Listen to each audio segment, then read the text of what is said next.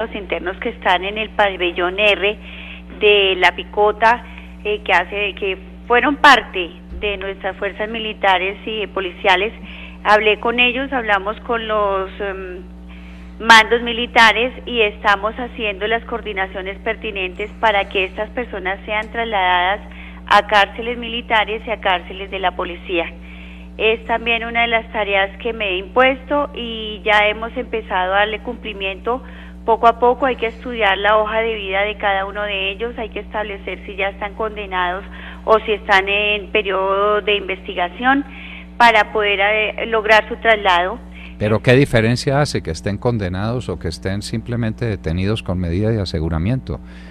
Es que la ley los cubre a todos. Cuando están condenados, la potestad de moverlos a otros centros está en cabeza del INPEC. Cuando están sindicados está en cabeza de la autoridad que los investiga, porque deben estar cercanos a esa autoridad para poder rendir sus diligencias y cumplir con el procedimiento. Entonces estamos estudiando la posibilidad del traslado de los que ya están condenados, que esa ya es potestad del director del INPEC. Bueno, pero ¿cuándo se va a cumplir? Estamos estudiando las hojas de vida, las condenas, la clase de delito para hacer esas remisiones a los centros de penitenciarios de ejército y de policía. Bueno, ya. Y estamos también en conversaciones para poder llegar a implementar unos centros carcelarios a nivel país, 2 o 3, para que allí queden estas personas que están siendo investigadas y puedan salir de las cárceles comunes y corrientes. Pero ese es un proceso más largo porque implica la construcción de estos centros penitenciarios, que no depende también del instituto, sino del ministerio y del Ministerio de Defensa, que nos puede colaborar en eso. Pero hay un procedimiento inmediato que en gran parte no se está cumpliendo por una actuación indebida de su antecesor, que tiene que ser remediada.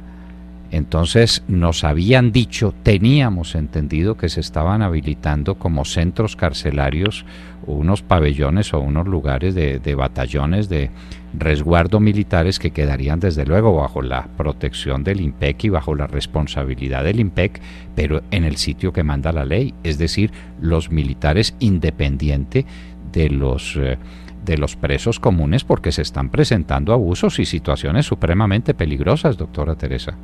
Se está trabajando en eso. Tenemos reunión próximamente con la directora de Justicia Penal Militar y los altos mandos militares para empezar a implementar esta medida, pero debe entenderse que no es fácil y que no hay instalaciones indicadas y apropiadas en estos bases militares, y que nos toca implementarlas, adaptarlas para que cumplan con los requisitos que exige la ley y después no vayamos a tener problemas con las autoridades internacionales que nos vayan a tachar de permisivos también con el personal que hizo parte de fuerzas militares y policía. Bueno, en resumen, estamos en nada. Estamos en que se están empezando conversaciones y nada. En esa parte estamos un poquito atrasados, pero es una de las tareas que me he propuesto, y en mis 4 mesecitos ya he hecho 2 visitas a todos los centros, a Tolemaida, aquí a La Picota, al de la Policía Nacional, para establecer cuántos cupos hay vacantes y poder empezar con ese traslado de las personas que le dije que están condenadas. Pero no olvidemos que estamos violando la ley, ¿no? Que la ley exige esa separación de los militares y de los policías de los presos comunes. Estamos violando la ley. Bueno, pues doctora Teresa, veo que a usted no le gusta comprometerse con fechas. Usted es supremamente prudente en ese manejo, pero estos son temas urgentes, tanto el de Manos por la Paz como el tema de los militares y de los policías presos como medida precautelativa o presos por condena definitiva. Es un tema que no puede pretermitirse y que no puede alargarse indefinidamente, porque la ley exige lo que es apenas elemental, es que no estén esas personas presos con quienes ellos contribuyeron a derrotar y muchas veces a meter a la cárcel. Pues es que eso es evidente. y ahí se pueden presentar, como se han presentado casos que usted conoce, de violencia y de amenazas y una situación absolutamente insostenible. Y en el caso de La Picota, pues dramático, un pabellón con todas las facilidades para los paracos que fue construido para los militares. Eso es aberrante, doctora Teresa, eso es aberrante. Y yo no me explico cómo el mando militar no ha exigido el cumplimiento de la ley con más vehemencia, porque no se trata de suplicar, ni de proponer conveniencias, ni de discutir temas que están resueltos por mandato de la ley. A ver, doctora, al respecto yo no puedo responder por los actos de mi antecesor. Yo respondo por mis actos y esos son a partir del 21 de octubre del año pasado. Y que yo estoy adelantando las acciones que me da el lugar, pero esa tarea no es solamente mía. Esa tarea también implica la voluntad de fuerzas militares y Policía Nacional. Entonces, más bien yo hago la invitación a los altos mandos militares y de policía para que entiendan que esta es una necesidad sentida y que debe darse cumplimiento a la ley. Yo sola no puedo hacer esa tarea, señor ministro. Bueno, pues desde luego que su responsabilidad personal se limita a lo que ocurra del 21 de octubre hacia adelante.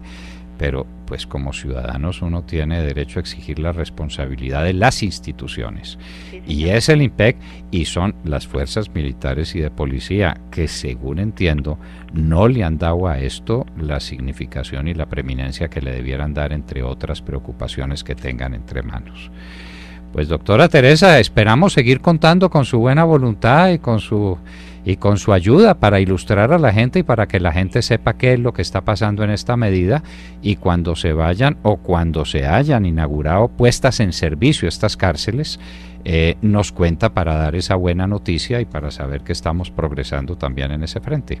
Con mucho gusto, yo estoy a disposición de ustedes cuando lo requiera, y es más, hoy hay noticia respecto a que los jueces dejaron en libertad a 2 correos de las FARC.